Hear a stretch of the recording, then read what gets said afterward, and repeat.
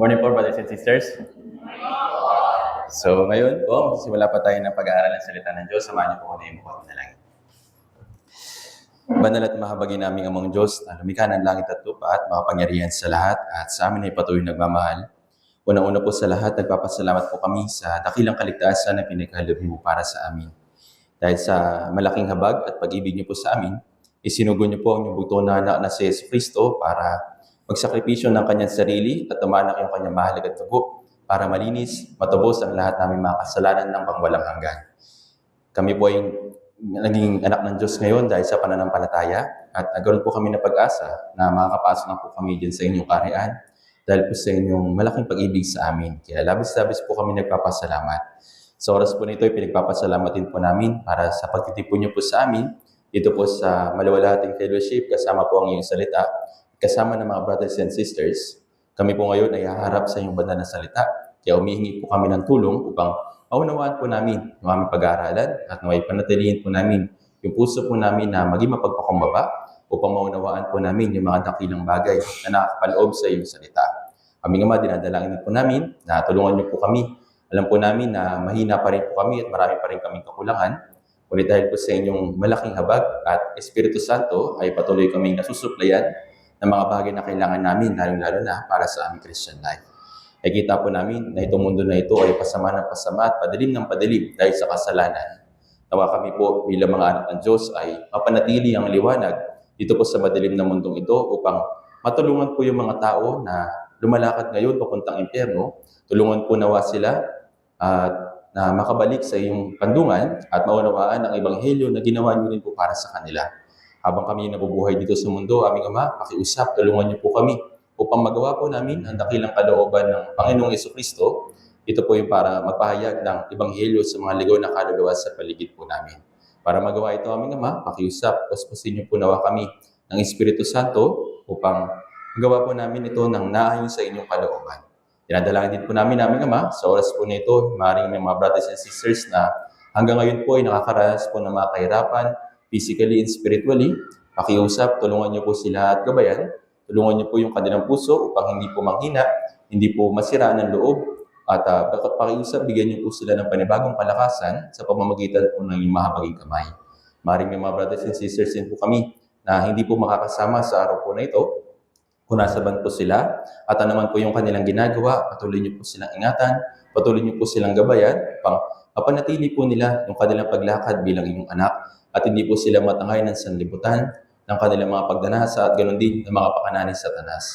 Sa oras po nito, muli, maraming salamat po sa lahat ng pagkakataon na binibigay niyo po sa amin. Salamat din po sa pagtulong niyo po sa amin sa nakaraan po na 2025 Youth Bible Camp at patuloy po din yung tinutulungan ang mga brothers and sisters ng Santa Rosa Church upang makibahagi sa mahalagang gawain po na ito para po matulungan yung mga ligaw na kaluluwa na maligtas at makibahagi sa dakilang gawain po na ito.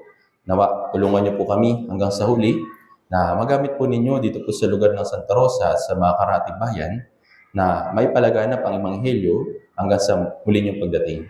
Muli, maraming salamat po sa naman po namin ito lahat at pinagkakatiwala. Ito po yung aming dalangin sa makapangyarihang pangalan ng Panginoong Jesucristo. Amen. So, usan po natin sa ating mga Biblia sa Juan chapter 15.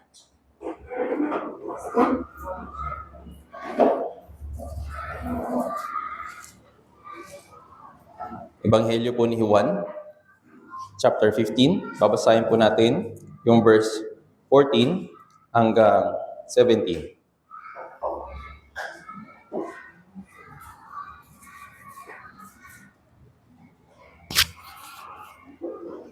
Juan, chapter 15, verse 14 hanggang 17. Babasahin po natin ng sabay-sabay kapag nakita na po.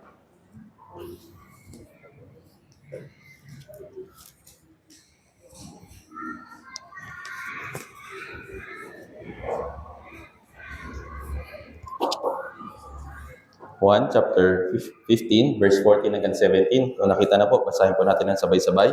3, 2, 1. Kayo'y aking mga kaibigan, kung ginagawa ninyo ang mga bagay na aking iniutos sa inyo. Hindi ko na kayo tatawagin mga alipin, sapagkat hindi nalalaman ng alipin kung ano ang ginagawa ng kanyang Panginoon. Ngunit, tinatawag ko kayong mga kaibigan, sapagkat ang lahat ng mga bagay na narinig ko sa aking Ama ay pinaalam ko sa inyo. Ako'y hindi ninyo pinili, ngunit kayo'y pinili ko, at ititatag ako, bunga ninyo'y manatili, upang ang anumang inyong hingin sa Ama sa aking pangalan ay ibigay niya sa inyo. Ang mga bagay na ito ay iniutos ko sa inyo upang kayo'y magmahalan sa isa't isa. Muli, magandang umaga po, brothers and sisters. Kamusta po kayo? So, noong nakaraang Sunday, ay dahil po sa ating schedule para sa Youth Bible Camp, nakibahagi po yung Santa Rosa Church para sa malaking gawain po na ito. Kaya hindi po tayo nagkaroon ng regular natin na sermon dito po sa church. Pero ganun pa man, dahil sa kalooban ng Diyos na nakapakinig po kayo ng sermon, at ganoon din nakibahagi yung mga brothers and sisters na nandoon para sa pagliligtas sa mga ligaw ng kaluluwa. Kaya personally, nagpapasalamat po ako sa Diyos at ganoon din sa mga brothers and sisters na tumulong, nagsakripisyo at nanalangin para sa malaking gawain po na ito. Hindi po ito magagawa ng mag-isa.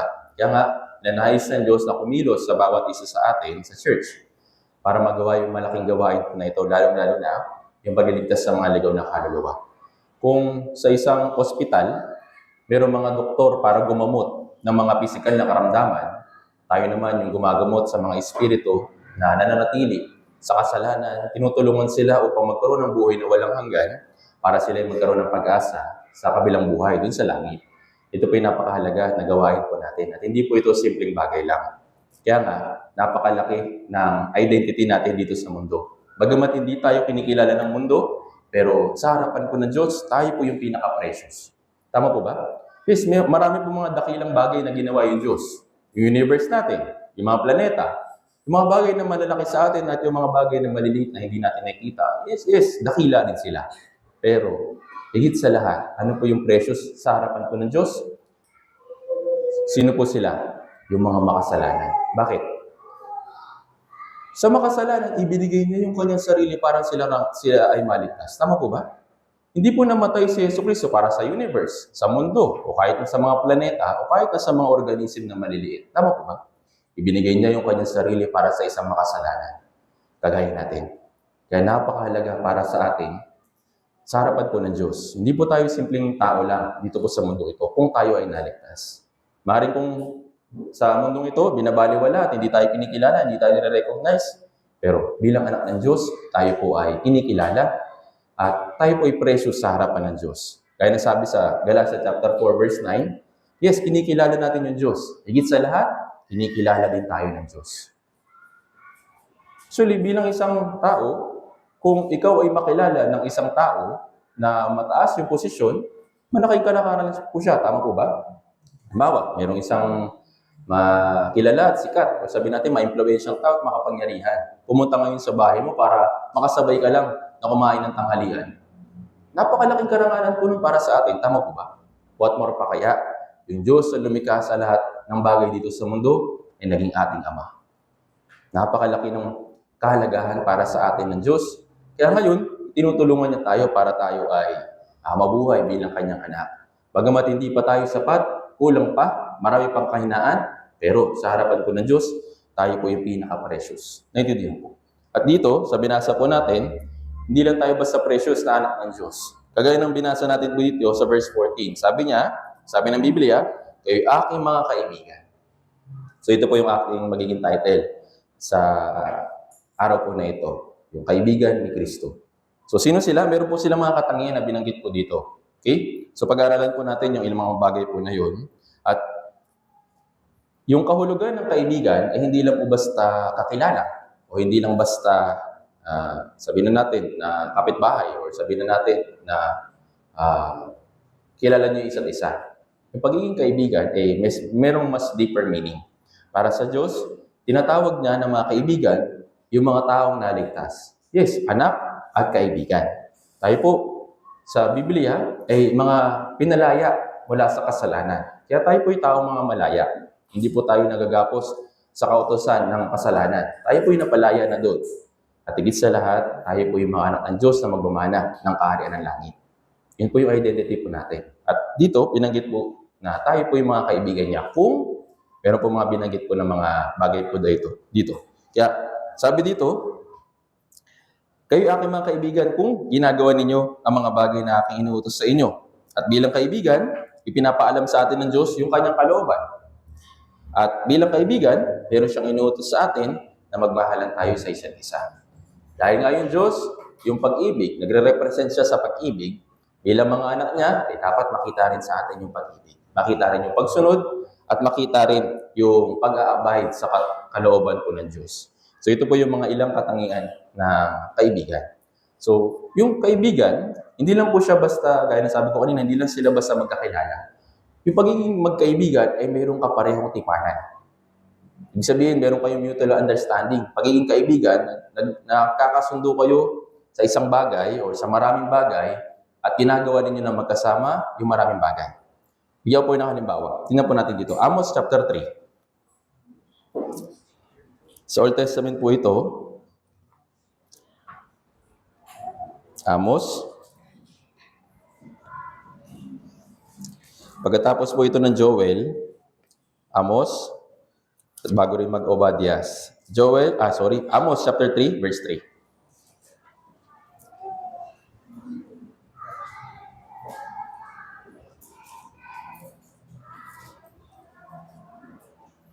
Amos chapter 3, verse 3. Babasahin po natin ng sabay-sabay.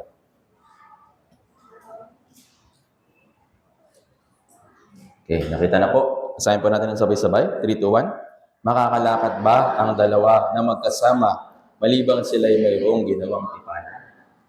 Para sa dalawang tao na kung gusto nila na magkaroon ng pagkaunawa sa isa't isa, dapat makilala nila yung isa't isa, at kung sila magkakaroon ng pagkaunawa sa isa't isa, at maaaring mayroong mga common na bagay para sa kanila, magkakaroon sila ng tipanan. Nagawin yung isang bagay, sumunod sa isang bagay, at nang magkasama. Naintindihan po. Ito po yung mas deeper meaning ng pagiging magkaibigan. Mayroong dalawang tipanan. Kung sila ay nagkaroon ng dalawang tipanan, gagawin nila na magkasama yun, ito po yung essence ng pagiging magkaibigan. Naintindihan po. Pero yun nga, minsan dito po sa mundong ito, merong mga masasamang kaibigan. Merong mga bagay or may mga tao na gumagawa ng mga masasamang bagay. At meron talagang mga tao na dahil sa mutual understanding nila na yun, kahit masama, magkasama silang ginagawa. Magkasama nilang ginagawa. Tama po ba? Kaya nga, di ba, meron tayong kinakategorize. Good, tsaka bad friends. Good influence, tsaka bad influence. Tama po ba? Kaya depende kung ano yung pinag-usapan nyo, ano yung pinagtipanan ninyo sa isa't isa, yun yung gagawin nyo na magkasama. Tama po ba? Pero dito, ngayon, bilang isang Kristiyano, actually, tayo po ay nagkaroon ng tipanan na sa Diyos. Ano po yung tipanan ng Diyos sa atin? Kasunduan. Ano po yun? Tingnan po natin ito. Ilang beses na po natin ito napapakinggan at nababasa. Basahin natin, 2 Korinto, chapter 5.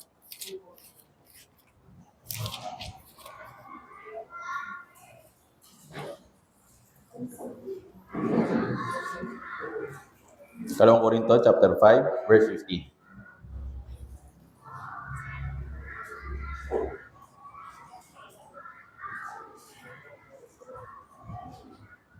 Kalawang Korinto, chapter 5, verse 15. Kung nakita na po, basahin po natin ng sabay-sabay. 3, 2, 1. Siya'y namatay para sa lahat, upang ang mga nabubuhay ay huwag nang mabuhay pa para sa kanilang sarili, kundi para sa Kanya na alang-alang sa kanila ay namatay. Ayun, ano po yung tipanan natin sa Diyos?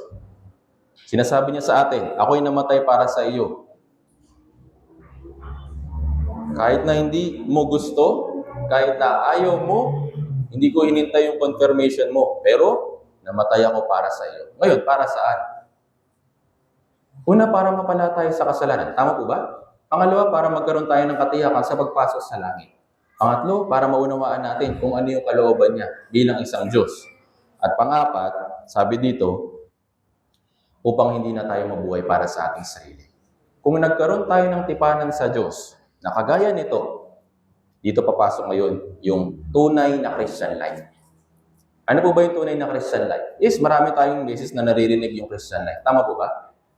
Pero ano po ba yung pinakaibig sabihin ng Christian life? Mabuhay kasama yung Diyos. Tama po ba? Actually, marami tayong mga bagay na pinag-aaralan tungkol sa Christian life. Kung paano tayo mabubuhay kasama yung Diyos. Tama po ba? Kung paano tayo pagkakaroon ng pagkakaisang isip, kasama siya. Kung paano natin gagawin yung mga bagay, kasama siya. Yung Christian life ay buhay na kasama yung Diyos. Lumalakad kasama yung Diyos. Tama po ba?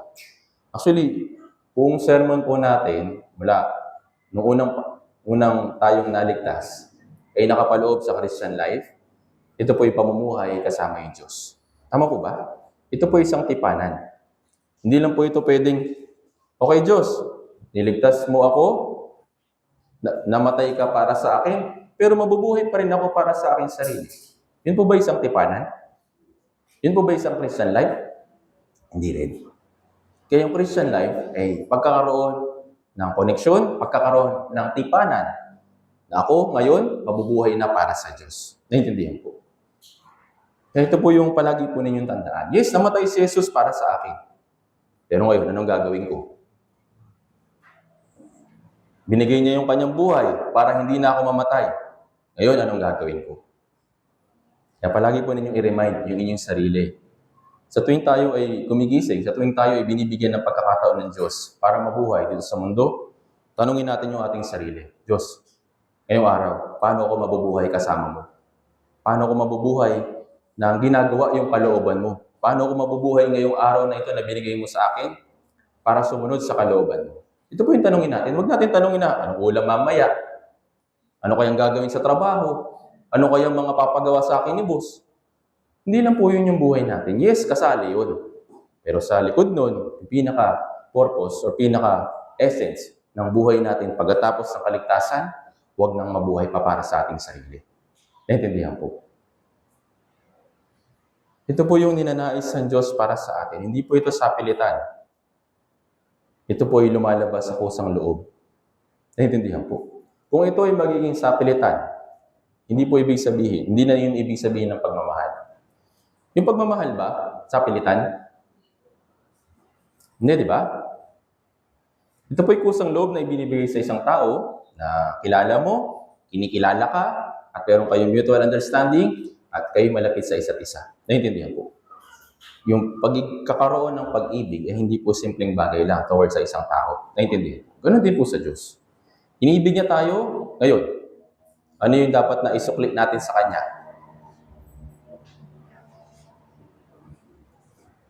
Ano po? Pag-ibig. Naintindihan po.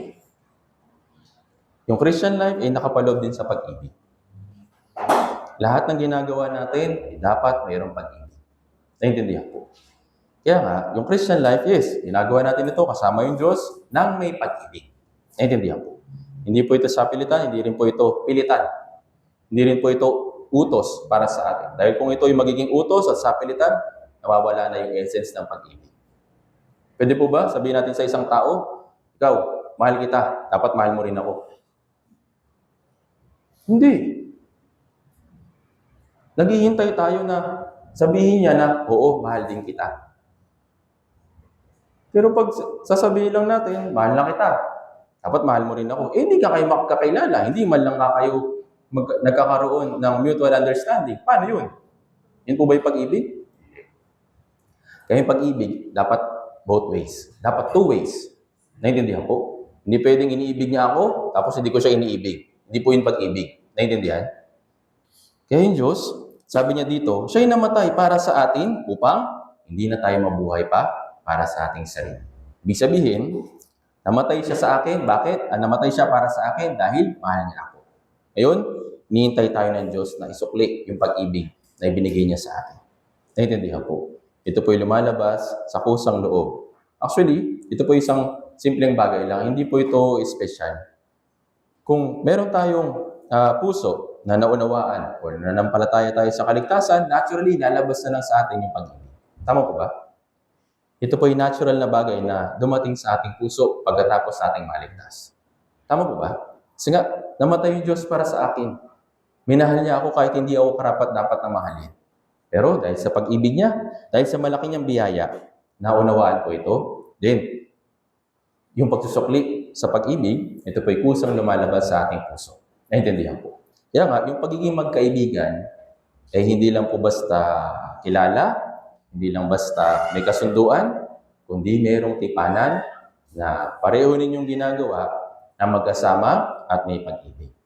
Naintindihan po. Kaya nga, gaya ng binasa natin kanina, yung mga kaibigan ng Diyos, or kinikilala na kaibigan ng Diyos, sila yung mga tao na sumusunod. Naintindihan po. Kaya ng binasa natin kanina, na kayo'y aking mga kaibigan kung ginagawa ninyo ang mga bagay na aking inuutos sa inyo. So yun po yung isang unang katangian na pagiging kaibigan ng Diyos. Dahil nga, mahal natin siya, siyempre, sinusunod din natin yung kanyang kalooban. Naintindihan po. Ito po yung kusang lumalabas sa atin. Basahin po natin. Dito po. Sa John chapter 14. Atras po tayo. Balik po tayo sa John chapter 14, verse 15.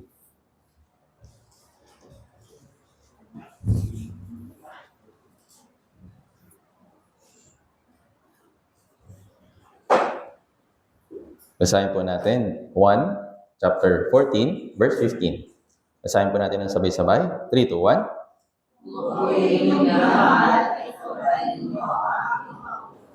Sabi dito, kung ako'y inyong minamahal, ay tutuparin ninyo ang aking mga words.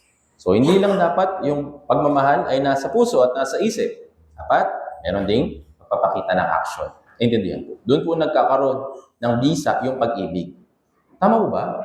Yes, kahit na mahal natin yung iba, o sabihin natin yung pamilya, o sabihin natin yung mga asawa, mga kasama ninyo, partner ninyo, pero kung hindi nyo ipinapakita yung pag-ibig ninyo sa kanya, yun ba ay matatawag na pag-ibig? Siguro pabor, pwede. Pero yung pag-ibig, ibig sabihin nun, pagpapakita in action. Naintindihan? Kaya nga, kung ako'y inyong minamahal, ay tutuparin ninyo ang aking mga utos. Tinutupad yung utos. Kung anong sinabi niya, yes, ginagawa natin ito ng may pag-ibig. Sinusunod natin ng may pag-ibig. Basahin po natin yung verse 21 hanggang verse 24. Basahin natin sabay-sabay. 3, 2, 1. Siyang mayroon ng aking mga utos at tinutupad ang mga iyon ay siyang nagmamahal sa akin at ang nagmamahal sa akin ay mamahalin ng aking Ama. At siya'y mamahalin ko at ihahayag ko ang aking sarili sa kanya. Si Judas, hindi ang Iscariote, ay nagsabi sa kanya, Panginoon, paano mong ihahayag ang inyong sarili sa amin at hindi sa sanlibutan? Sumagot si Jesus sa kanya, kung ang isang tao ay nagmamahal sa akin, ay kanyang tutuparin ang aking salita.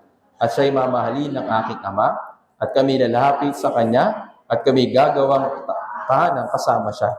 Ang hindi nagmamahal sa akin at hindi tumutupad ng aking mga salita, at ang salitang inyong narinig ay hindi akin, kundi sa Amang nagsugo sa akin. So, kagaya ng binanggit dito, na kung ang isang tao ay nagmamahal sa akin, kanyang tutuparin ang aking salita. So, ito po'y kusang lumalabas sa puso ng isang tao na nagmamahal. Ginagawa niya ito voluntarily. Tama po ba? Actually, may kita po natin ito sa mga magulang, pinakamalapit na form ng pagmamahal, paggawa para sa iba. Naintindihan po? Kagaya ng mga magulang. Hindi man nila ma-express or sabihin na mahal na nila tayo, pero sa pamamagitan ng ginagawa nila, ipinapakita nila yung kanilang pagmamahal. Tama po ba? Ngayon, para suklian yung pag-ibig ng mga magulang, ano pong ginagawa ng mga anak? Ano yung dapat gawin ng mga anak? Sumunod. Naintindihan po. Ito po yung pagsusukli sa pag-ibig. Kaya nga, di ba, minsan naririnig natin sa mga magulang na may mga bata na pasaway, may mga bata na matitigas yung ulo. Yan ba yung isusukli mo sa akin? Nagsakripisyo ako para sa iyo. Yung dapat nakakainin ko, ibibigay ko na lang sa iyo. Tapos ganyan yung isusukli mo. Hindi mo ako mahal. Ito po yung pagpapakita na kung gaano ninanais ng mga magulang na yung pag-ibig na binibigay nila sa kanilang mga anak, nakakatanggap din sila ng pag-ibig. Ngayon sa panahon po natin ngayon, nakakalungkot na nagkakaroon ng kaisipan yung tao na hindi ko naman ginusto na buhayin ako ng mga magulang ko. Bakit ko sila susuklian? Hindi ko naman ginusto na pag-aralin ako ng ganito. Bakit nila pipilitin na pag nagtrabaho ako, dapat tulungan ko sila? Naririnig po natin itong mga ganitong klaseng mga bagay dito sa mundo. Actually, nakakalungkot. Nawawala na yung essence ng pag-ibig. Dito natin makikita na yung mundo talaga natin lumalamig na sa pag-ibig. Ito po'y tanda ng katapusan ng panahon. Tama po ba? Sa sobrang paglamig na ng pag-ibig ng mga tao, lumalabas na sa kanilang isip ito. Ba't ko gagawin yun? Hindi ko naman sinabi nila sa kanila na gawin sa akin yun. Dahil po sa kasamaan ng tao, patuloy na nagiging twisted yung isip nila patungkol sa pag-ibig. Naintindihan po. Kaya sana po, bilang mga Kristiyano, baguhin po natin yung kaisipan natin. Kung sakali man na mayroong ganito, ito po'y pagpapakita ng kawalang pag-ibig sa iba. Ito po'y pagpapakita na wala ka rin pakialam sa iba. Ito po'y pagpapakita na hindi sila mahalaga para sa iyo. Kaya kung mahalaga sila, kung may pag-ibig ka sa kanila, yes, gawin natin yung ating makakaya. Sa abot ng ating makakaya. Naintindihan po. Kagaya ng binasa natin sa verse kanina, dun sa last verse, dun sa verse 17, mag-ibigan sa isa't isa. Naintindihan po.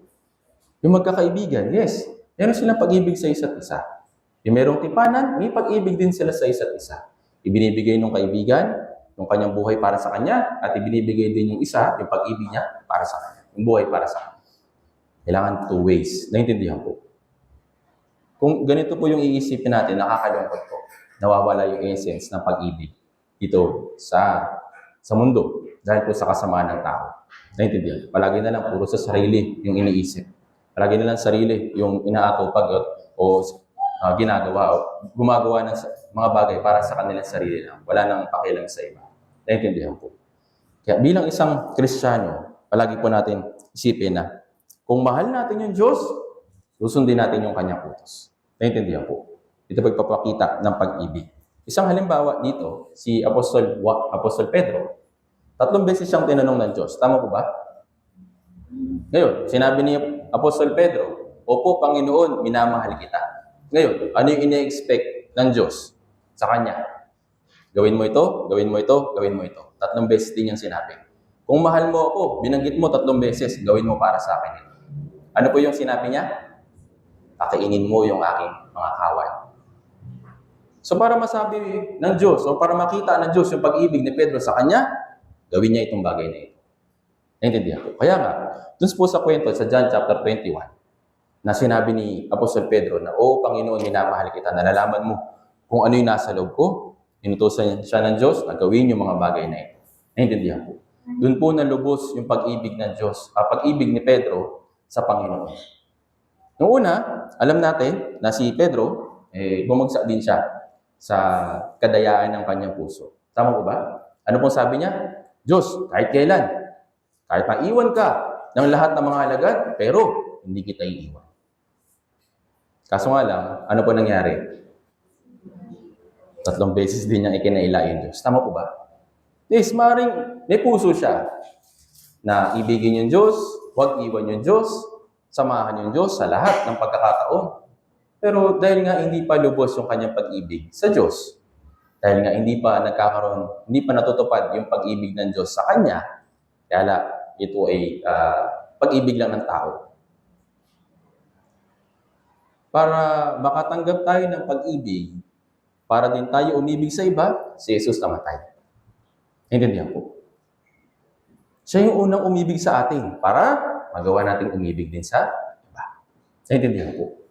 Kaya si Pedro, yes, meron siyang pakalaman na pag-ibig towards kay Kristo noong time po na yun, pero hindi pa lubos o hindi pa full yung pag-ibig na yun kasi hindi pa namamatay si Jesus Christ. Pero sa John chapter 21, na-resurrect na si Jesus Christ, then nalubos din yung pag-ibig ni Apostol Pedro. Naintindihan po? Ito po yung pagpapakita ng kabuuan or fullness ng pag-ibig ng Diyos sa tao at yung pag-ibig ng tao sa Diyos. Sinunod ni Apostol Pedro yung utos ng Diyos na pakainin yung kanyang kawan, pakainin yung mga brothers and sisters sa pamamagitan ng salita ng Diyos. At siya isa rin sa naging dakilang apostol para sa mga Kristiyano noong unang panahon. Naintindihan po? Kasi nga, gusto niya na i-express yung pag-ibig niya kay Jesus Christ. Paano po?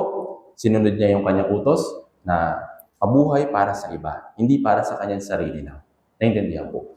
Sa pamamagitan po nito, dito natin makikita yung pagsusukli sa pag-ibig.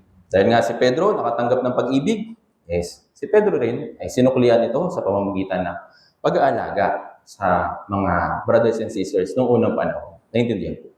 So yung pag-ibig, it takes action. Naintindihan po? Hindi pwedeng words lang. Kung hindi mo ipapakita yung pag-ibig mo in action, sinungaling ka. Kaya marami nadadayang babae. Tama ba?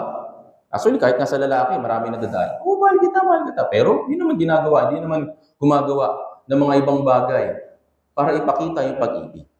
Kung sa pamagitan na ng words, sinasabi natin mahal natin yung Diyos, hindi po lubos yung pag-express natin ng pag-ibig. Naintindihan po. Dahil inihingi sa atin ng Diyos yung resulta ng pag-ibig or yung action ng pag-ibig. Naintindihan po.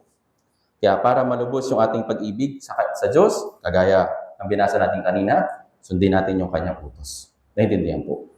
Kung minamahal talaga natin siya, yes, susundin natin yung kanyang utos. Sabi nga sa verse 24, ito naman kung hindi, sabi dito, ang hindi nagmamahal sa akin ay hindi tumutupad ng aking mga salita. So, kung sinasabi natin na mahal natin yung Diyos, pero hindi natin ginagawa, ano pong sabi ng Diyos? Hindi mo talaga ako mahal. Naintindihan po. Simple lang.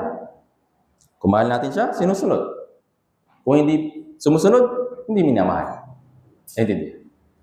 Kaya nga, palagi natin pinag-aaralan yung tungkol sa pag-ibig ng Diyos sa akin at pagsusukli na pag-ibig sa kabutihan ng Diyos. Naintindihan po. Yung pag-ibig ay napakahalaga. Namatay siya para sa akin dahil mahal niya ako. Ngayon, ano po yung dapat na maging sabihin na natin na resolution natin? Mahal ko yung Diyos, kaya magbuhay ako para sa Kanya. Actually, yung buhay natin, hindi naman kayang tumbasan yung pag-ibig ng Diyos para sa atin. Tama po ba? Napakalaki nun, napakadakila nun.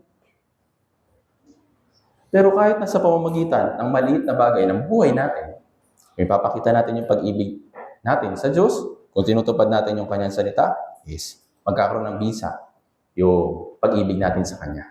Naintindihan po. At isa pong paraan para maipahayag natin yung pag-ibig natin sa Kanya ay pagsunod saan? Pagsunod sa Kanyang utos na ano? Una, pamumuhay ng may kabanalan. Kung yung Diyos ay banal, tayo rin bilang Kanyang mga anak ay dapat patuloy na magpakabanal. Tingnan po natin ito. 1 Thessalonians chapter 4, verse 3.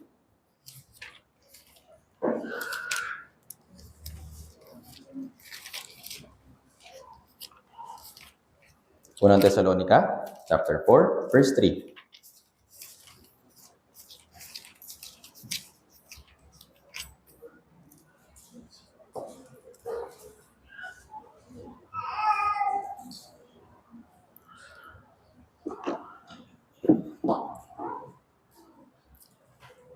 Basahin po natin.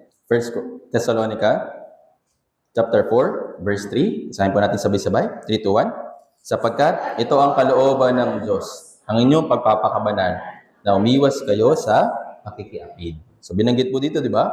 Ano yung kalooban ng Diyos sa atin? Ang inyong pagpapakabanal. So hindi po ito pagpapakabanal sa espiritu. Ito po yung pagpapakabanal sa ating pamumuhay. Yung sanctification na tinatawag. Naintindihan po. Pagpapabanal sa buhay natin. Tapos na po yung pagpapabanal para sa ating espiritu. Dahil namatay na si Jesucristo, nalinis ang lahat nating mga kasalanan. At kung sino man yung mananampalataya sa Kanya, walang kasalanan. Itinuturing na matuwid, itinuturing na banal. Tama po ba? Ngayon, para sa pamumuhay, habang nandito tayo sa mundong ito, ano po yung dapat natin i-practice? Papakabanal. Naintindihan po. Hindi po ito pagiging perfecto, okay? Hindi po tayo magiging ganun hanggang sa dumating yung Panginoong Jesucristo. Pero ano po iba yung ibig sabihin ng papakabanal? Umiwas sa kasalanan. Naintindihan po. Yes, actually magagawa natin yung kasalanan. Tama po ba? Kasi nandito tayo, mahina tayo. Magagawa natin yun. Tama? Pero yung pagpapakabanal, iwasan mo yung mga bagay na nagagawa mong kasalanan. Yun po yung pagiging holiness. Yun po yung ibig sabihin ng pagpapakabanal. Pag-iwas sa kasalanan, na maaaring nagagawa mo, iniiwasan mo na ngayon. Naintindihan po. Yun po yung pagpapakabanal. Kaya, hindi in-expect sa atin ng Diyos na instant nating magagawa yun. Kaya nga, patuloy niya tayong inaakay, patuloy niya tayong binibigyan ng chance para matrain sa pamamagitan ng Biblia, sa pamamagitan ng church, sa pamamagitan ng brothers and sisters, yung pagpapakabanal. Naintindihan po. Para matuto ka ng isang bagay, kailangan gawin mo yung nang tuloy-tuloy yung isang bagay na yun. Tama po ba? Practice makes So, hindi po perfect, okay? Hindi po tayo magiging perfect. Pero practice makes better. Intindihan po. Kung noon, sanay ka na gawin yung mga kasalanan na patuloy mong ginagawa, yung naligtas ka, yan yung Holy Spirit, nandito yung salita ng Diyos para tulungan ka, para iwasan na unti-unti yung mga bagay na yun. Intindihan po. Hanggang sa tayo ay dumating sa Panginoong Jesucristo, mayroong paikipaglaban dito sa katawan natin at sa ating espiritu. Sabi nga ni Apostol Pablo, sa loob ng kanyang katawan, yung mga bagay na ayaw niyang gawin, nagagawa niya. Bakit? Kasi nga meron pa siyang laman. Yung mga bagay naman na gusto niyang gawin, hindi niya magawa. Ibig sabihin may paglalaban. Tama po ba? Sinasabi ng laman mo, huwag ka muna umattend sa church, okay lang yan. Pero sinasabi ng espiritu mo, di punta ka. Nandun yung mga brothers and sisters, nandun yung salita ng Diyos para makarecover ka, para lumakas ka. Laging may paglalaban. Naintindihan po. Ito po yung normal para sa atin kung tayo ay naligtas. Kaya nga, yung pagpapakabanal, dapat na maging parte ng ating buhay pagkatapos sa ating maligtas. Dahil ito po yung kalooban ng Diyos para sa atin. Una, ang kalooban ng Diyos para sa atin ay maligtas. Pangalawa, kailangan natin manatili sa Kanya at sa pamanatili sa Kanya, dito natin mapapractice yung pagpapakabanal. Naintindihan po. Kung tayo lang mag-isa, actually, pag tayo mag-isa, mas lalo tayong malapit sa kasalanan. Tama po ba? Pag ikaw lang mag-isa, pag ikaw lang sa bahay, ikaw lang kung saan, marami ka nagagawang kasalanan. Tama po ba?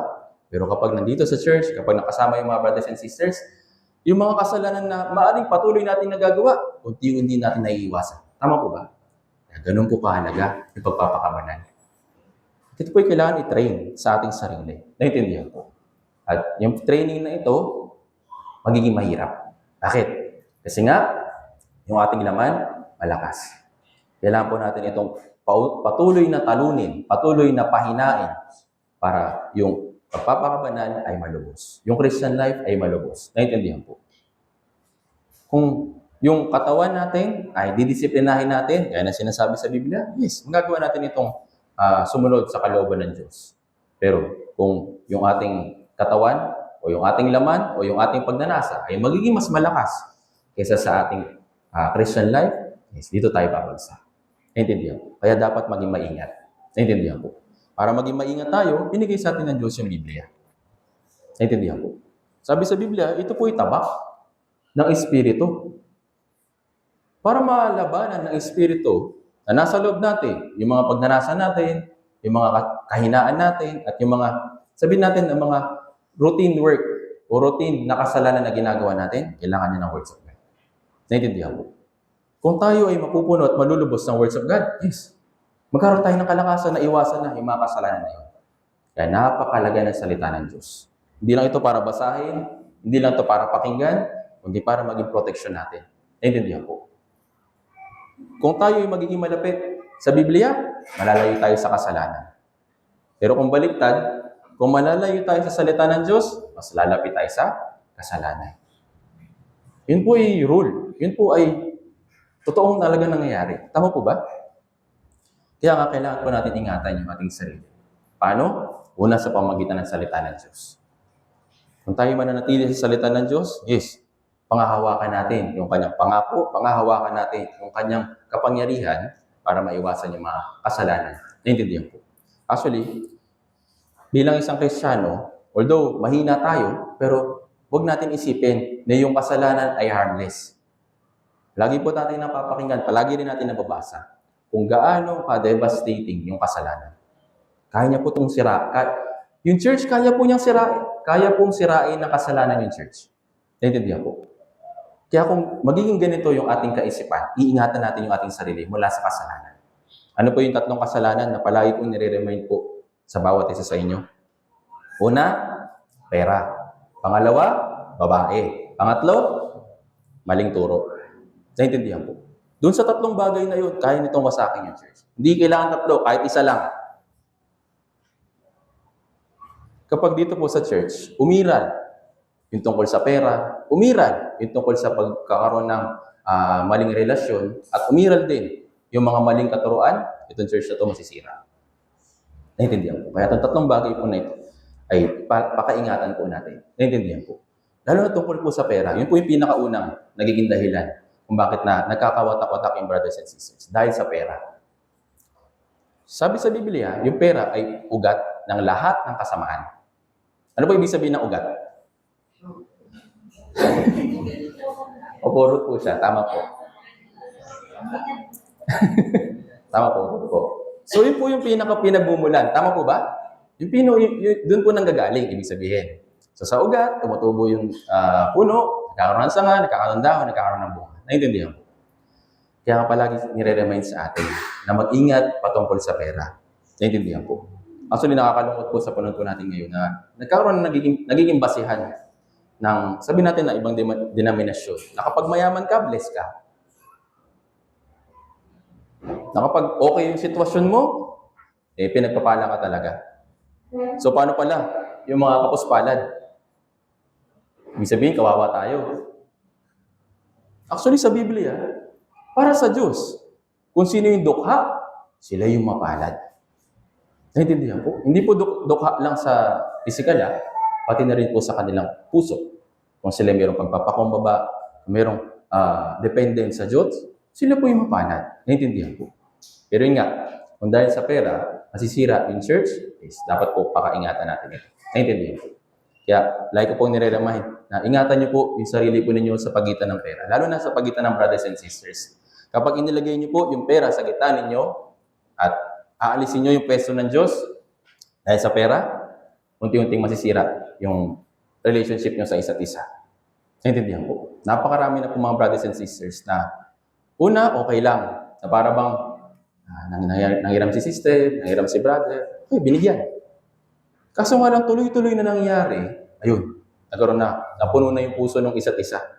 Ang dami ko ng utang kay sister, ang dami ko ng utang kay brother. Si sister naman, hindi pa rin ako binabayaran. Pag nakikita sila sa church, hindi na sila magkatinginan sa isa't isa. Kaya makikita ko po yung mga brothers and sisters na nag-iilagan sa isa't isa, ibig sabihin may problema. It's either pera, it's either babae, it's either maling katuruan. Yung tatlong bagay po na yun ay palagi dapat natin ingatan. Naintindihan po? Yes, pwede natin tulungan yung mga brothers and sisters na kung saan, anumang kaya natin. Tama po ba? Pero kung ito ay magiging dahilan para hindi na kayo magkaroon ng maayos na fellowship, hanggang ngayon, dapat ngayon, tigilan nyo na. Naintindihan po? Kung dahil sa pera, dahil sa, sabihin natin, mga secret na mga kasalanan, o sabihin natin secret na communication sa isa't isa, ngayon pa lang po, binawarningan ko na po kayo. Kung gusto po ninyo mapanatili yung kaayusan sa loob ng church, dito sa tatlong bagay na ito, ingatan po natin yung isa't isa. Naintindihan po? Tungkol sa pera, tungkol sa babae, sa lalaki, ganun din. Tungkol sa maling katuruan. Naintindihan po? Dahil nga yung Diyos, yung kalooban niya, ay yung ating pagpapakabanan. Naintindihan po?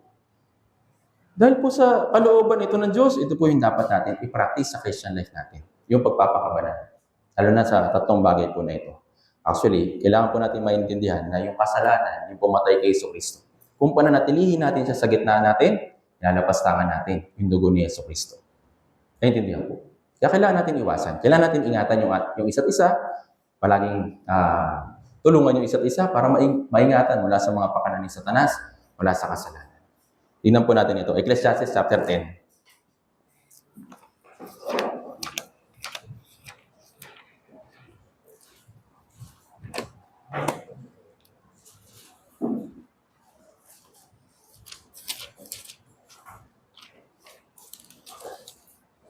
Ecclesiastes chapter 10, verse 1.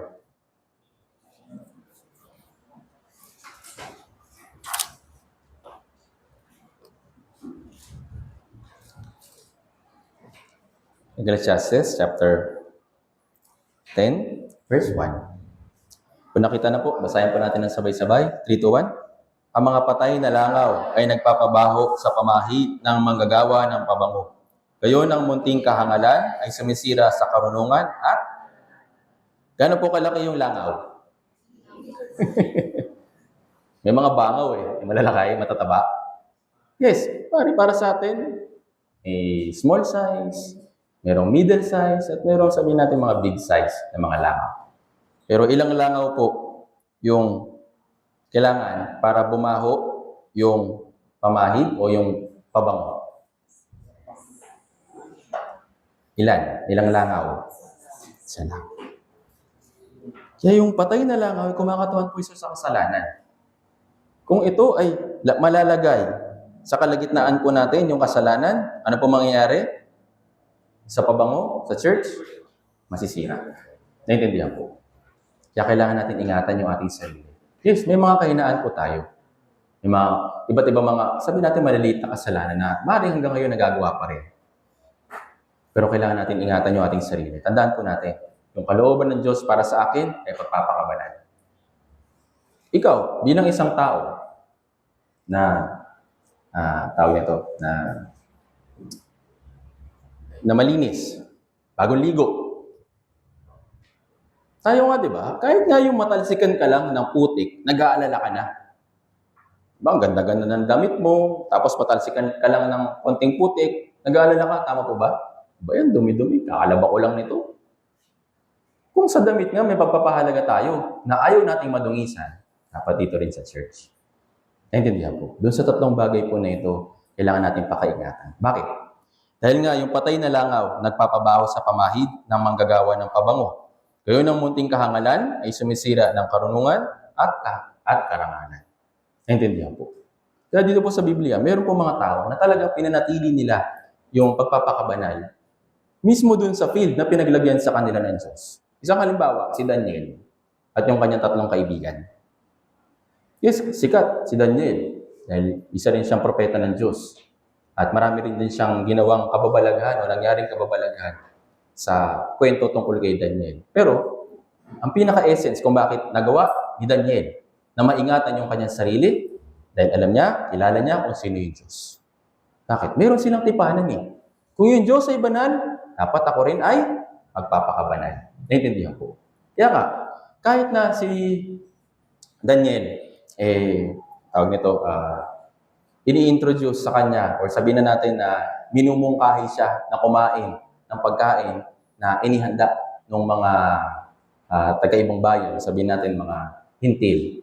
Pero si Daniel, mas pinili niya na okay na lang, kahit na hindi ako makakain ng masarap, kahit na gulay na lang, okay lang, para mapanatili ko lang yung aking sarili. Hindi po problema dito yung pagkain, okay? Ang problema, yung pagkain ng mga yun na kinakain nila, inihahandog nila sa Diyos-Diyosan. Ayaw madungisan ni Daniel dun sa bagay po na yun. Kaya pinanatili niya yung kanyang sarili. Para mas makita po natin yung kwento. Tingnan po natin. Daniel chapter 1.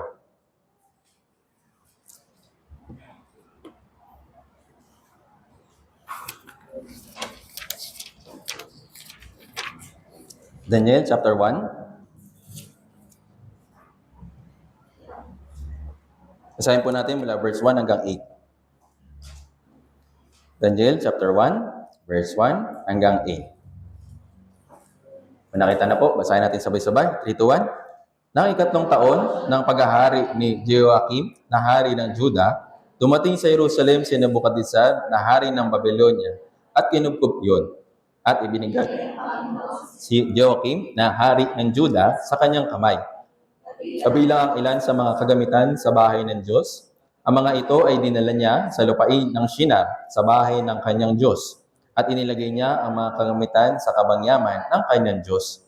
At inutusan ng hari si Aspenes na pinuno ng kanyang mga eunuko na dalhin ng ilan sa mga Israelita na mula sa lahi ng hari at sa mga maharlika, mga kabataang walang kapintasan, pakikisig at biyasa sa lahat ng sangay ng karunungan, may taglay na kaalaman at pangunawa at may kakayahang maglingkod sa palasyo ng hari. Ituturo sa kanila ang panitikan at wika ng mga Kaldeyo. Ang hari ay nagtakda sa kanila sa araw-araw ng bahagi mula sa pagkain na kinakain at alak na iniinom ng hari. Sila'y tinuturuan sa loob ng 3 taon upang sa katapusan ng panahong iyon ay mailagay sila sa bulwagan ng hari. Kabilang sa mga ito ay sina Daniel, Ananias, Mishael, Azarias, wala sa lipi ni Juda. Binigyan sila ng pinuno ng mga eunuko ng ibang pangalan. Si Daniel ay tinawag na Belteshazzar, si Hananias ay tinawag na Shadrach, si Mishael ay tinawag na Meshach, at si Azarias ay tinawag na Abednego.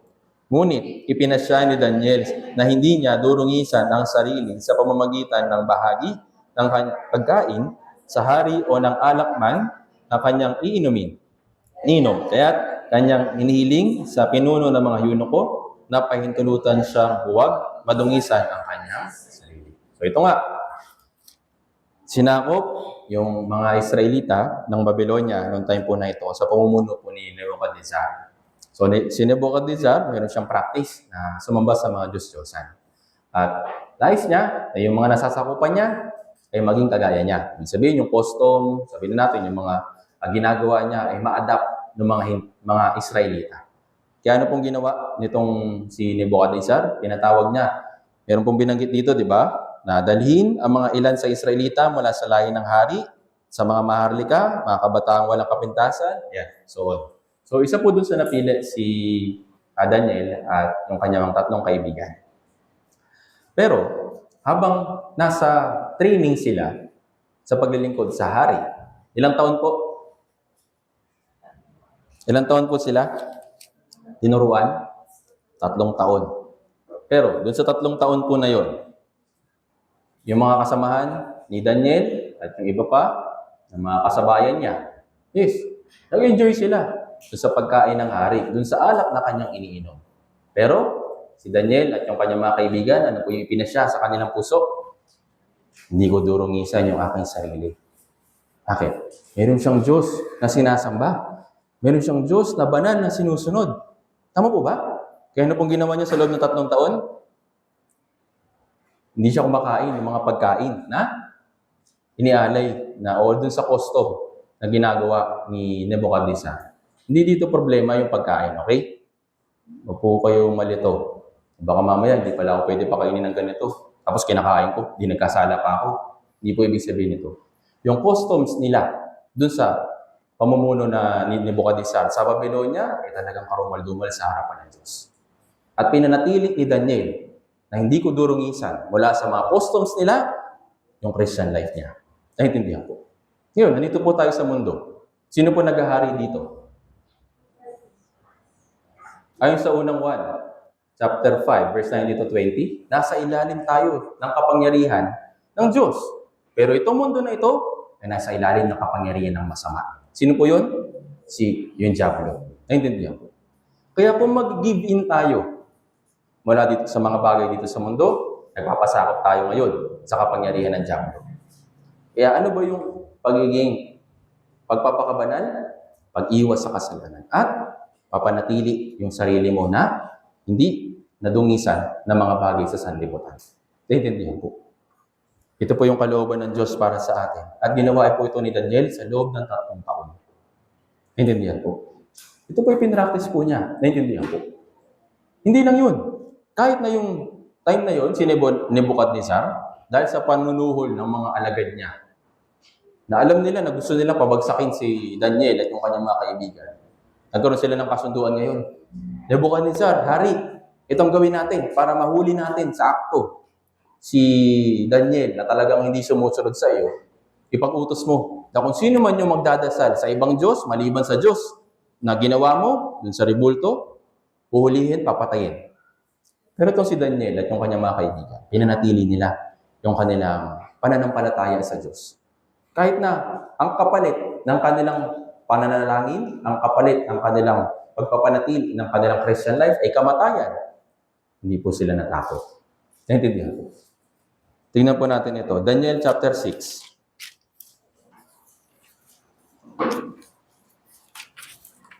Para magkaroon po tayo ng kaunting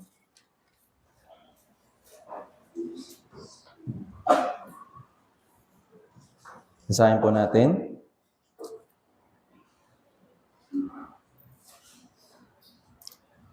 Mula verse 1 hanggang 10. Basahin po natin ng sabay-sabay. 3, 2, 1. Pinabuti ni Dario na magtalaga sa kaharian ng 120 satrap na namamahala sa buong kaharian. Ang namumuno sa kanila ay 3 pangulo, na isa sa kanila ay si Daniel. Ang mga tagapamahalang ito ay nagbibigay sulit sa kanila upang ang hari ay huwag malagay sa panganib. Hindi nagtagal, si Daniel ay nangibabaw sa lahat ng ibang mga pangulo at sa mga satrap sapagkat taglay niya ang isang di pangkaraniwang espiritu na pinanukalaw ng hari na italaga siya upang mamuno sa buong kaharian. Na magkagayoy, sinikap ng mga pangulo at ang mga tagapamahala na makakita ng batayan upang makapagsumbong laban kay Daniel tungkol sa kaharian. Ngunit hindi sila makakita ng anumang batayan upang makapagsumbong o anumang pagkukulang sapagkat tapat siya. At na magkagayoy, sinabi ng mga lalaking ito, hindi tayo makatagpo ng anumang batayan na maisusumbong laban sa Daniel na ito. Malibang ito'y ating matagpuan na may kinalaman sa kautusan ng kanyang Diyos. Kaya ang mga pangulo at ang mga tagapamahalang ito ay dumating na magkakasama sa hari at sinabi sa kanya, O Haring Dario, mabuhay ka magpakailanman. Lahat ng mga pangulo at kaharian, mga kinatawan, mga tagapamahala, mga tagapayo at mga gobernador ay nagkasundo na ang hari ay dapat gumawa ng isang batas na nagpatupad ng isang bawal na sinumang manalangin sa sinumang Diyos o sa tao sa loob ng 30 araw, liban sa iyo o hari, ay iahagi sa yungib ng mga leyon. Ngayon, o hari, pagtibayin mo ang pagbabawal at lagdaan mo ang kasulatan upang huwag mabago ayon sa batas ng mga taga-Media at mga taga-Persya na hindi maaaring awalang bisa. Kaya't idinalangin ni Haring Dario ang kasulatan at ang pagbabawal.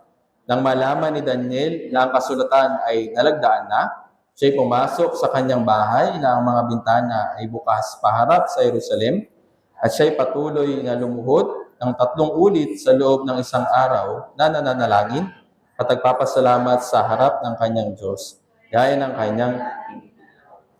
So ito nga, si Daniel, dahil nga siya ay tapat at siya ay isang lalaki na mayroong di pangkaraniwang espiritu, ginawa niya ng tapat yung kanyang tungkulin para sa Diyos. Kahit na nasa ilalim siya ng pamamahala ni Dario, pero pinanatili pa rin niya yung kanyang identity.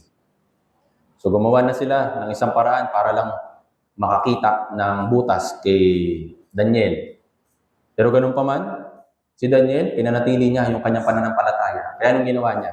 Kahit na meron ng batas, na kung sino man yung mananalangin sa ibang Diyos, maliban kay Haring Dario o dun sa rebulto na ginawa niya, papatayin, itatapon sa yungib ng leon. So alam natin yung kwento. Nag-stop ba siya o tumigil ba siya sa pananalangin kasi natakot siya dun sa batas? Hindi. Sabi nga dito, 3 ulit pa siya sa 1 araw na nagpipray. Ipinapakita talaga niya yung tapang at lakas ng loob. Bakit? Kasi alam niya na yung pinaniniwalaan niya ay matibay at yung Diyos na sinusunod niya ay totoo. Yung si Haring Dario at yung rebultong ginawa niya, hindi naman sila tunay na hari. Tama po ba? Meron pong hari na mas mataas sa kanila. Ito po yung Diyos. Kaya kahit na mahirap para kay Daniel, yung sitwasyon po na ito, pinanatili niya yung kanyang identity. Actually, ito rin po yung isang paraan para mapanatili natin yung identity natin dito sa mundo. Naintindihan po. Kailangan natin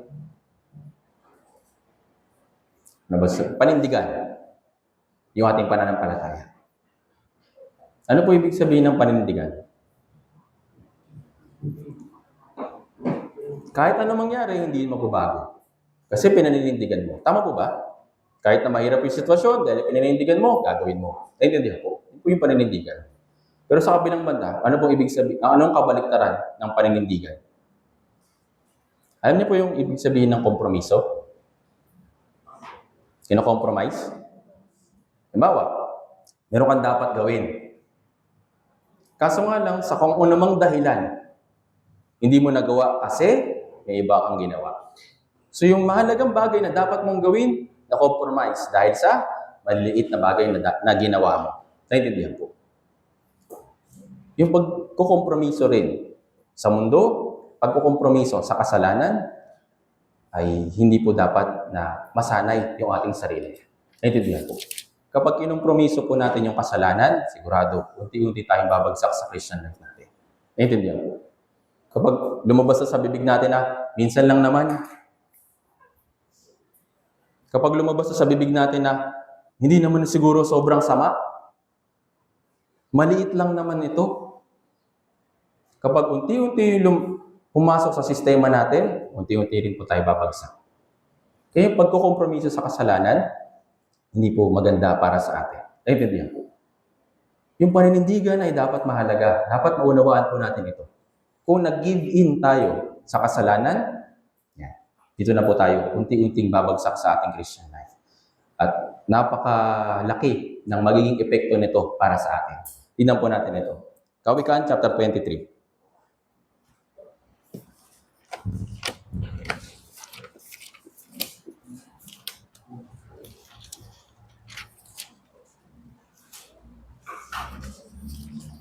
Lagi po natin ito nababasa kapag 23 ng buwan. Basahin po natin yung verse 31 hanggang 35.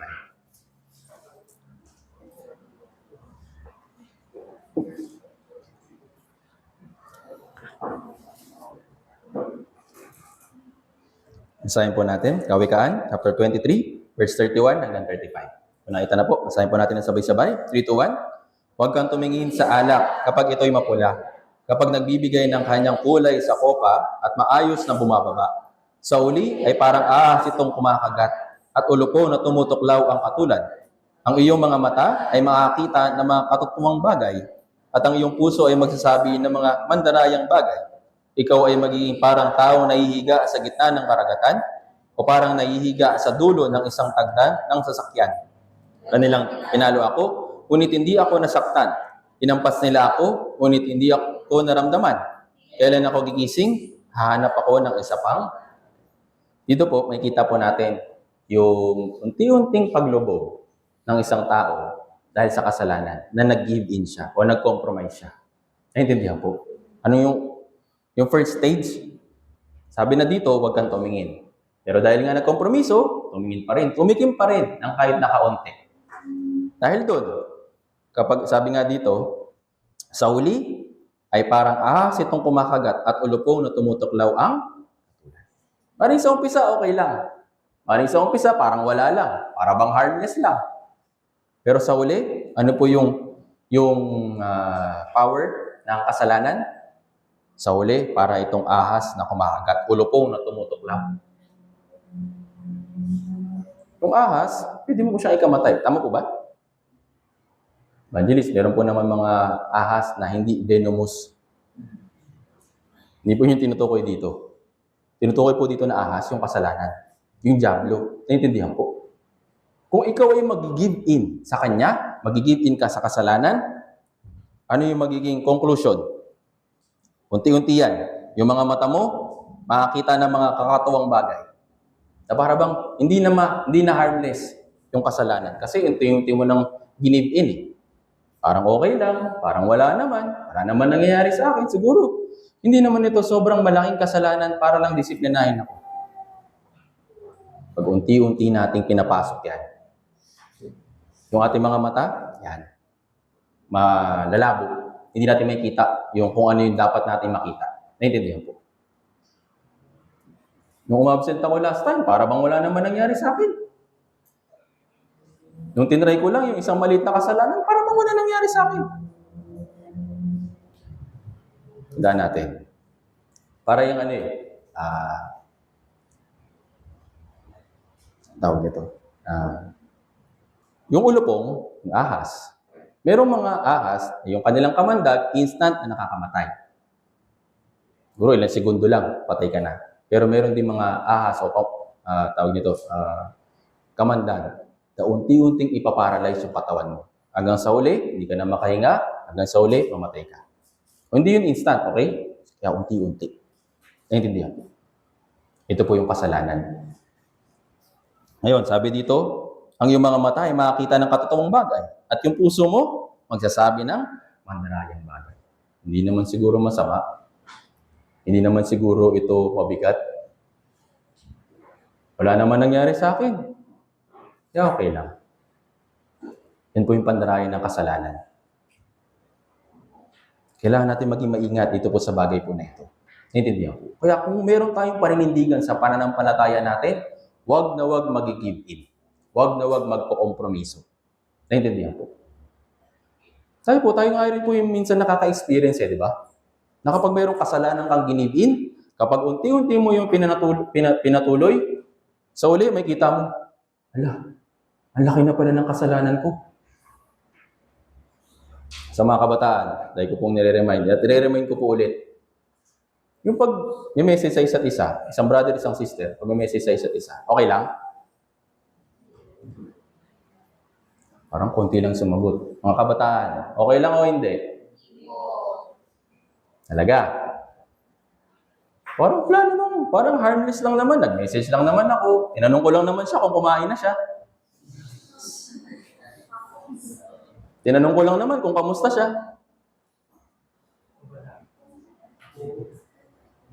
Dahil po doon, unti-unting nahuhulog yung kabataan sa kasalanan.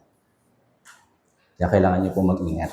Naintindihan po. Hindi na po para sa kabataan, kahit po sa mga adult. Lagi po yung tatandaan kung gaano ka-devastating yung kasalanan. Para yung ulupong.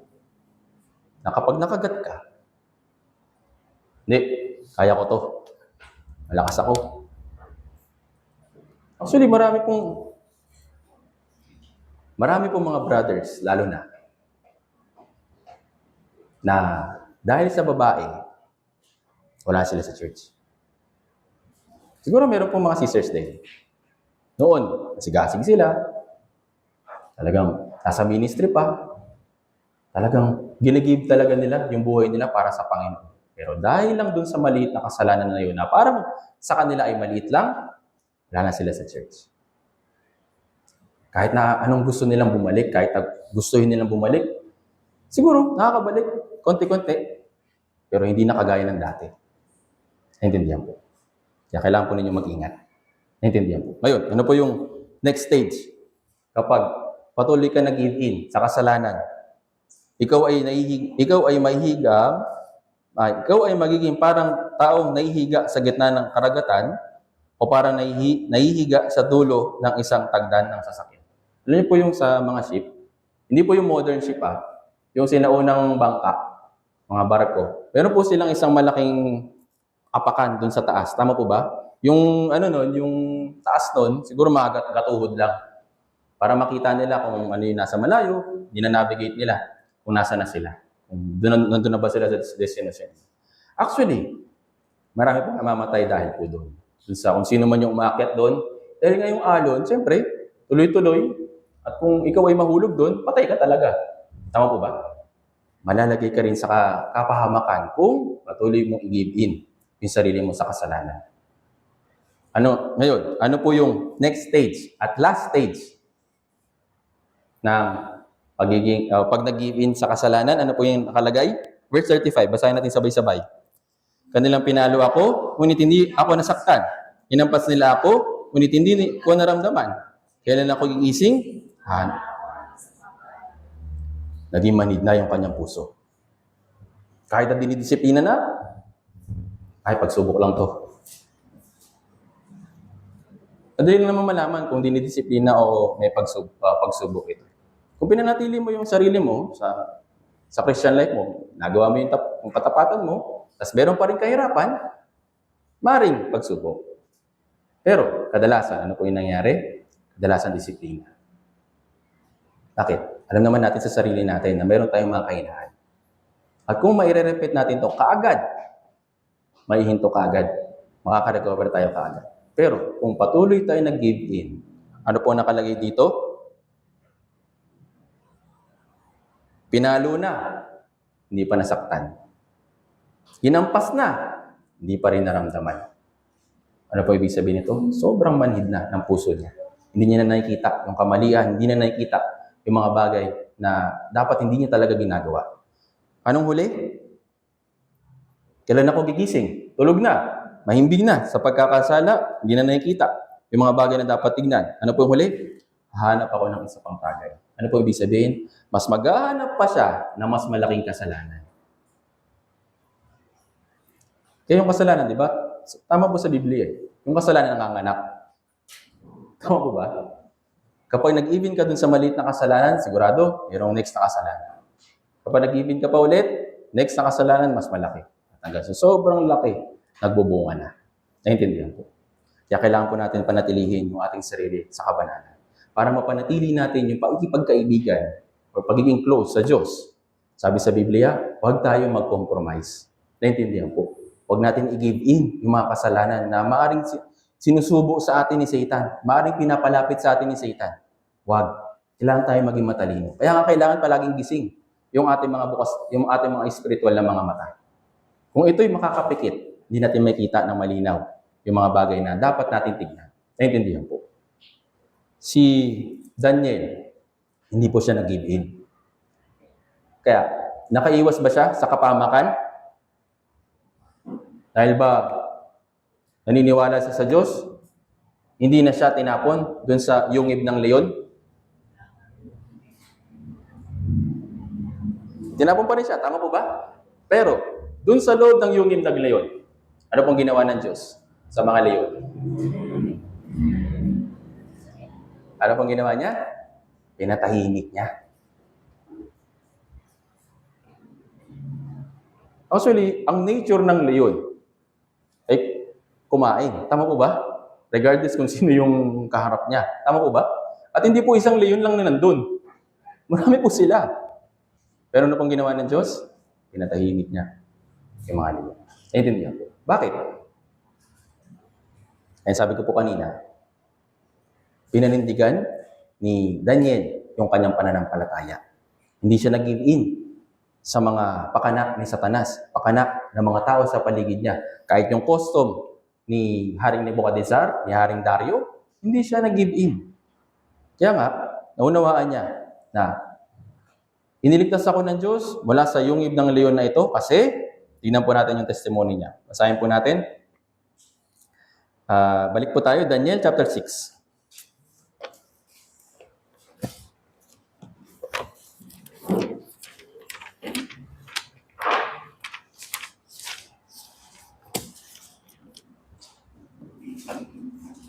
Daniel chapter 6, verse 21 hanggang 22. Daniel chapter 6, verse 21 hanggang 22. Basahin po natin ang sabay-sabay. 3 to 1. Sinabi naman ni Daniel sa hari, O hari, mabuhay ka magpakailanman. Isinugo ng aking Diyos ang kanyang anghel at itiniukom ang mga bibig ng mga leon. Hindi nila ako sinaktan sapagkat ako'y natagpo ang walang sara sa harap niya at gayon din sa harap mo. O hari, wala akong ginawa. Ito po yung lakas ng loob niya at conviction niya para sabihin na wala akong sala. Hindi ako nag-give in, hindi ko ako nakipag-compromise sa kasalanan. Ito yung paninindigan ni Daniel. Naintindihan po.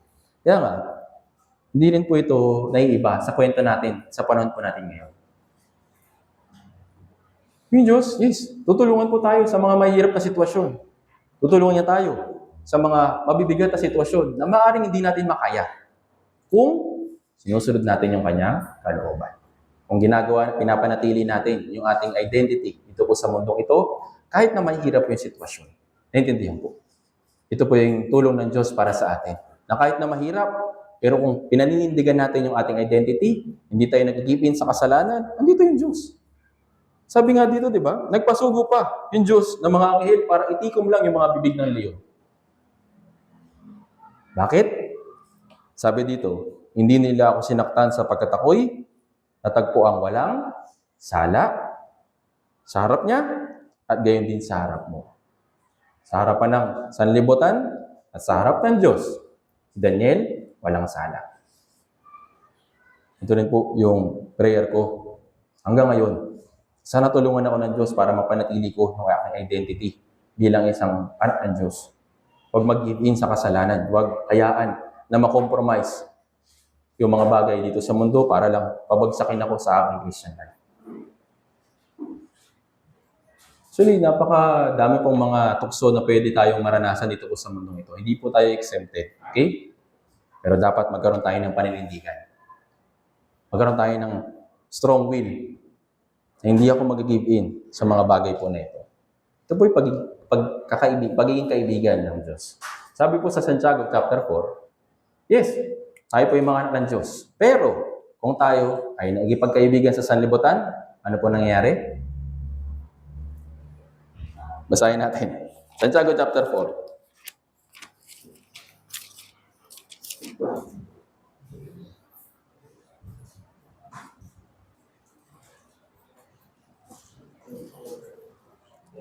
Santiago chapter 4, verse 4.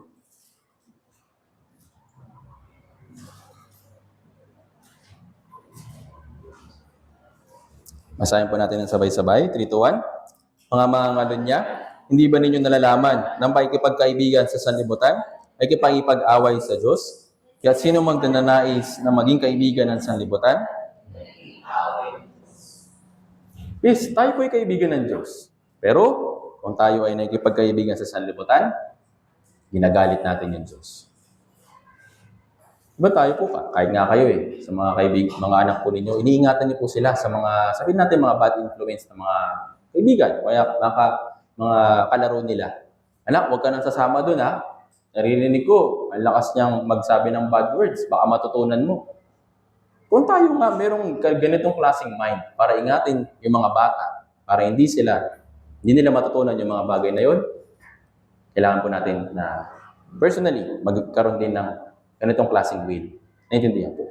Kung tayo po yung kaibigan ng Panginoon, yes, dapat sundin po natin yung kanyang salita, panatilihin natin yung ating sarili, yung ating identity. Naintindihan po.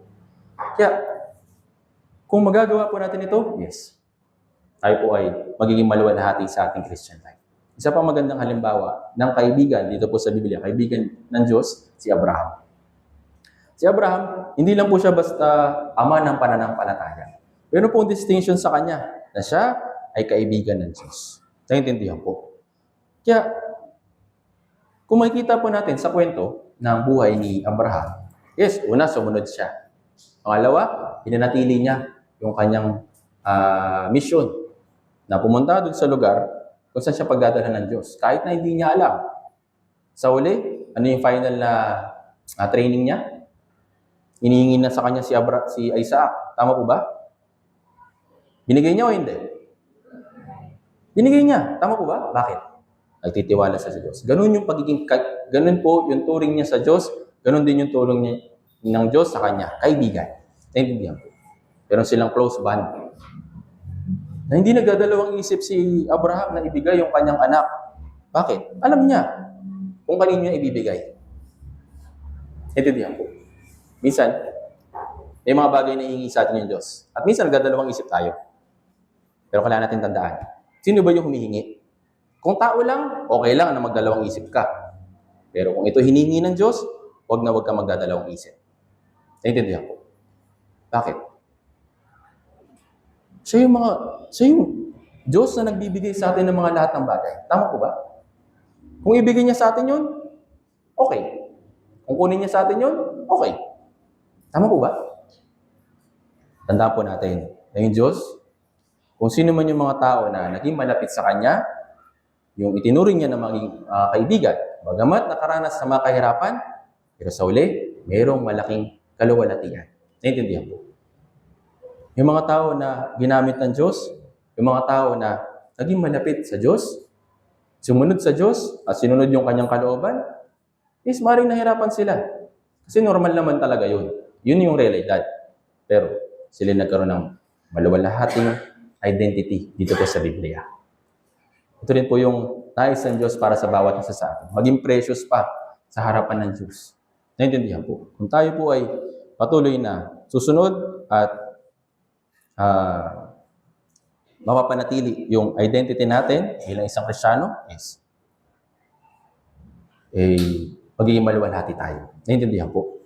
At isa pa, yung pagkakaroon ng pagiging kaibigan ni Kristo, pagiging kaibigan ng Diyos, Sabi kanina, yung mga tao na sumusunod sa Kanya. Pangalawa, yung Diyos. Dahil nga, tinuturing niya tayo mga kaibigan, ipinapaalam din niya kung ano yung kalooban niya sa atin. Diba yan po yung isang, sabihin na natin na perks, sabihin na natin na benefit ng isang kaibigan. Pinapaalam niya kung ano yung puso niya, pinapaalam niya kung ano yung sa loobin niya, pinapaalam niya kung ano yung kalagayan ng puso niya. Yung Diyos, ganoon din po yung ginagawa niya sa atin. Paano? Hindi man natin siya nakikita ng personal, hindi man natin naririnig yung kanyang tinig ng personal, pero sa pamamagitan ng Biblia, dito natin malalaman yung kanyang kalooban. Naintindihan po. Nandito po, yung kalooban ng Diyos. Actually, pansin po ninyo, napakabuti ng Diyos para sa atin, para ipaalam kung ano yung kalooban niya, ano yung plano niya hanggang sa huli. Tama po ba? Ano yung plano niya hanggang sa huli? Pagkatapos ng rapture, 7 years tribulation. Pagkatapos sa loob ng 7 years tribulation, mga kapigatian, Antichrist. Tapos, false peace. Pagkatapos nun, merong Armageddon War. Pagkatapos nun, merong 1,000 years. Pagkatapos nun, maghihiwalay na yung walang hanggang langit, walang hanggang impyerno. Kanino po sinabi ng Diyos yun? Sa Kanya mga kaibigan. Sa atin. Naintindihan po? Yun po yung plano niya. Para hanggang sa katapusan ng mundo, ipinaalam niya yun sa atin. Yan, napakaganda po ng Bible seminar natin. Tama po ba? Hindi lang po dahil sa magaling yung speaker, o sabihin na natin, magaling sila magsalita. Hindi. Yung mensahe mismo ng Biblia, yung sinasabi sa atin, ipinapaalam sa atin ng Diyos, yung pasimula hanggang sa wakas. Naintindihan po? Wala siyang nililihim sa atin. Sa pamamagitan ng Biblia, nandito niya ipinapaalam yung kanyang mga bagay o mga kalooban niya para sa atin. Hindi man natin lahat maunawaan, pero ito po yung malaking biyaya para sa atin, para mabasa yung kanyang kalooban. Naintindihan po? Ito po yung puso ng isang kaibigan. Naintindihan po? Kaya, kung tayo, maunawaan natin kung gaano tayo kamalapit sa Diyos bilang isang kaibigan, yung puso natin magkakaroon ng higit na kagalakan, higit na pagpapasalamat. Out of all ng mga tao dito sa mundo, pwede namang hindi wala ka dito eh. Tama po ba? Pwede namang wala ka dito, hindi mo kami kilala, hindi ka namin kilala, o hindi tayo magkakakilala. Pero bakit ikaw? Dapo natin, nais ng Diyos na tayo ay mapalaya mula sa pagiging ban kay Satan para maging bahagi niya, or sabihin natin maging pagkakaroon ng tipanan kasama siya para malaman natin yung kanyang kalooban hanggang sa tayo makarating na sa langit. Ito po yung puso ng Diyos para sa atin. Naintindihan po? Ito po yung pagmamahal niya para sa atin. Ito po yung pag-ibig na hindi natin matutumbasan ng kahit na anumang bagay o kahit na anumang sakripisyo na pwede natin gawin. Ito po yung kusa niyang ibinibigay. Naintindihan po? Kaya nga, yung mga tao na itinuring niyang kaibigan dito, hindi sila nagdalawang isip. Kung merong hinihingi yung Diyos sa kanila, hindi sila nagdalawang isip. Ganun po sila, ganun po katibay ng kanilang pagkakaibigan. Naintindihan po. Kaya kung tayo po ay itinuturing ng Diyos na kaibigan, ay nasabi kanina, meron siyang iniutos sa atin. Ano po ito? Balikan po natin sa ating main verse. John chapter 15. Basahin po natin yung huling verse na binasa po natin kanina, verse 17. Basahin natin yung verse 16 hanggang 17. Basahin po natin ng sabay-sabay. 3, 2, 1. Ako'y hindi ninyo pinili, ngunit kayo'y pinili ko, at itinilaga ko kayo upang kayo humayo at magbunga. At ang mga bunga ninyo'y mananatili, upang ang anumang inyong hingin sa Ama, sa aking pangalan, ay ibibigay sa inyo. Ang mga bagay na ito ay iniutos ko sa inyo, upang kayo'y yung pagsunod, pagpapanatili sa kabanalan, at pag-alam ng kalooban ng Diyos. Lahat ng yon ay binibigay sa atin para tayo ay magmahalan sa isa't isa. Hindi po ito makalaman na pag-ibig, ha? O sabihin niyo, kala ko ba, sabi ni Evangelist, wag mag-message. Mahal ko yung sister eh. Mahal ko yung brother eh. Hindi po ganun, okay? Hindi po makalaman na pag-ibig. Makalangit na pag-ibig. Pag-ibig ng magkakapatid. Naintindihan po. Mayroong pag-aalala sa isa't isa, nakikiramay sa isa't isa. Kung mayroong kahirapan yung isa, dinadamayan. Ito po yung pag-ibig bilang magkakapatid. Tama po ba? Pinapanalangin yung isa't isa, tinutulungan yung isa't isa hanggat makakaya. Kung umiiyak, sinasamahan na umiyak. Kung nagagalak, sinasamahan na magalak. Naintindihan po. Ito po yung ibig sabihin ng pag-ibig bilang magkakapatid. Naintindihan po. At ito po yung utos. Hindi po ito optional. Hindi po ibig sabihin na kung mahal niya ako, mamahalin ko rin siya. Kung hindi niya ako mahal, bahala siya. Hindi po ganun. Okay? Yung makalangit na pag-ibig, gaya po na sinasabi sa Biblia, kagaya ng pag-ibig ng Diyos, hindi conditional. Unconditional. Naintindihan po? Kahit na hindi man sila okay sa atin, hindi man tayo okay sa kanila, pero kailangan natin panatilihin yung pag-ibig. Dahil sa pamamagitan ng pag-ibig, dito nabubuo yung kalooban ng Diyos. Naintindihan po? Yung pagsunod sa 10 utos, mahirap. Tama po ba? Pero ibinuod niya yung 10 utos sa 2. Ano yung una? Ibigin mo yung Diyos ng buong buong pagkatao mo. Pangalawa, ibigin mo yung inyong kapwa. Dito nakasalig yung buong kautusan. Naintindihan po? Kaya ngayon ito po yung utos sa atin ng Diyos. Ibinigay niya sa atin, tinuri niya tayo na kaibigan, ipinapaalam niya sa atin yung kanyang kalooban, pinapaalam niya sa atin yung kanyang saloobin, ito po sa Biblia. Ngayon, para saan? Upang kayo magmahalan sa isa't isa. Naintindihan po. Ito po yung pananatili sa kalooban po ng Diyos bilang kaibigan. Yung pag-ibig. Kung yung pag-ibig ay lalamig, o yung pag-ibig ay sabihin natin mag-fade,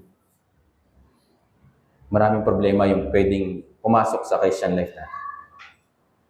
Sa pagitan ng mga brothers and sisters, kung pananatilihin natin yung pag-ibig, yes, ito natin magagawa, yung kalooban po ng Diyos. Kagaya po nung nakaraang Youth Bible Camp.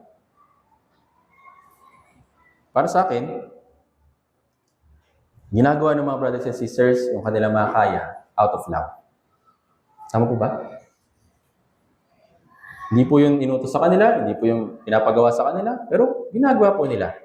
Kaya mga kabataan, nakita ko po kahit na pagod na, kahit nakita ko na walang tulog, kulang sa tulog, pero meron pa rin silang pagnanais na tumulong. Meron pa rin silang pagnanais na gumawa para sa kalooban ng Diyos.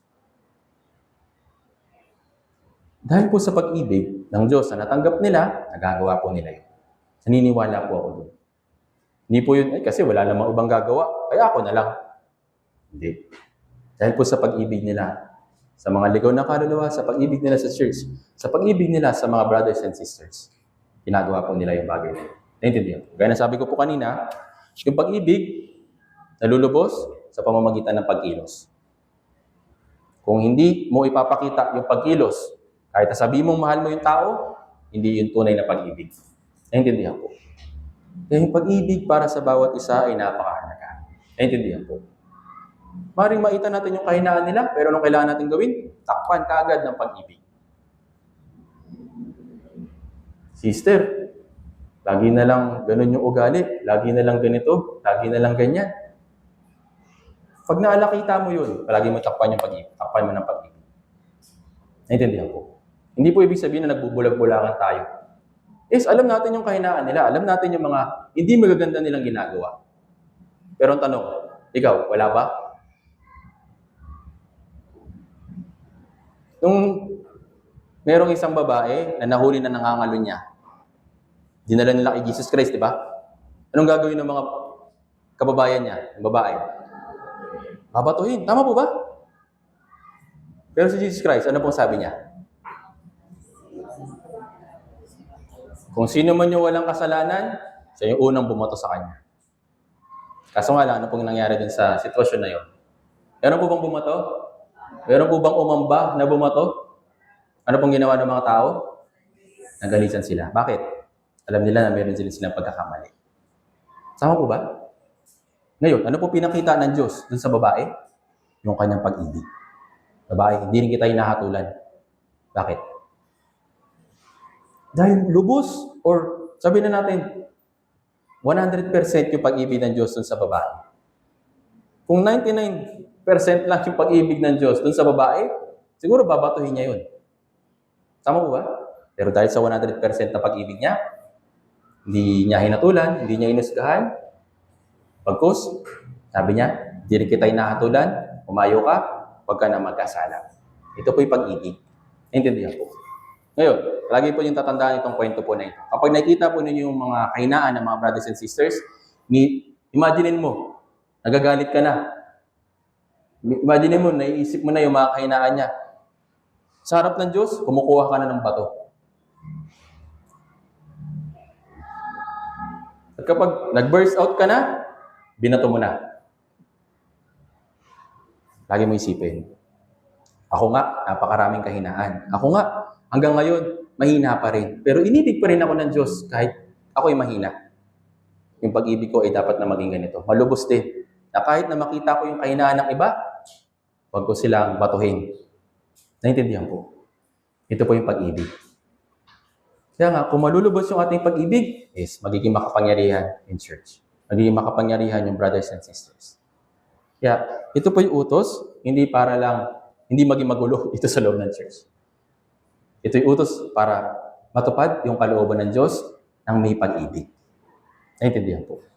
Kaya, palagi po ninyong tatandaan, lahat ng gagawin ko, ay dapat may pag-ibig. Sa pagluluto, pagsusundo, paglilinis, kahit na yung mismong pagbibigay ng tubig sa mga kapatiran, lagyan niyo po ng pag-ibig. Naintindihan po. Kung ito ay mapapanatili natin, yes, yung bond ng pag-ibig sa atin ay titibay. At yun po yung kalooban ng Diyos para sa atin. Magkaroon ng pagkakaisa ng may pag-ibig. Sama-samang sumunod ng may pag-ibig. Sama-samang magsakripisyo ng may pag-ibig. Naintindihan po. Lahat, pinakadakila sa lahat ay pag-ibig. Naintindihan po. Kaya para sa atin, bilang mga brothers and sisters, kung tayo po ay kaibigan ni Kristo, tayo po ay sumunod. Panatilihin natin yung ating sarili sa kalooban niya. Pangatlo, sundin natin yung kanyang utos ng may pag-ibig. Naintindihan po. Sana po, bilang mga brothers and sisters, patuloy po natin itong gawin. Patuloy po natin i-exercise sa Christian life natin. At sigurado po, yung Diyos gagawa ng mga dakilang bagay sa kalagitnaan natin. Kung maglalabo at ihina, o sabihin natin, lalamig yung pag-ibig sa kalagitnaan natin, hindi natin makikita yung mga kapangyarihan ng Diyos na pwede niyang gawin sana sa atin. Bakit? Na-overwhelm na ng kawalan ng pag-ibig.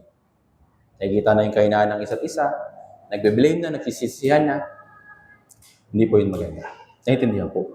Kaya nawa, tayo po, kapanatili natin yung sarili natin sa posisyon ng kaibigan ni Kristo. Kaibigan ng Diyos. Paano po? Una, sumunod. Pangalawa, patuloy na alamin yung kanyang kalooban. Pangatlo, yung pag-ibig. Ito po yung pagiging kaibigan ni Kristo. Tayo pong lahat ay mukot na lang. Banal at mahabagin naming Amang Diyos, nagpapasalamat po kami una-una po sa lahat sa dakilang kaligtasan na pinagkaloob niyo po para sa amin. Salamat po aming Ama sa patuloy po ninyong pag-iingat sa amin at paggabay sa amin sa pamamagitan po ng inyong salita. Nawa, sa mga napag-aralan po namin ngayon, lalong-lalo na sa pagsunod, sa pagpapanatili ng aming identity bilang isang Kristiyano, lalo na sa kabanalan, at ganoon din sa pagpapanatili ng pag-ibig, tulungan niyo po nawa kami upang ma-practice po namin ito sa aming Christian life hanggang sa muli kayong dumating. Tulungan niyo po kami at bagamat maring may mga kahinaan pa rin sa aming puso at hindi po namin ito kaagad na magawa, pero naniniwala po kami na kung pinanatili po namin yung aming sarili sa kalagitnaan po ng iglesia, ay unti-unti po namin itong mapapractice. Maraming salamat po at sa iyo lamang po namin ito pinagkakatiwala. Sa natitira po naming gawain para sa araw po na ito, kayo na po yung bahala na maguna, kayo na po yung bahala na magpuno ng higit pa ng biyaya sa aming puso. Maraming salamat po muli. Ito po yung aming dalangin sa makapangyarihang pangalan ng Panginoong Jesucristo. Amen.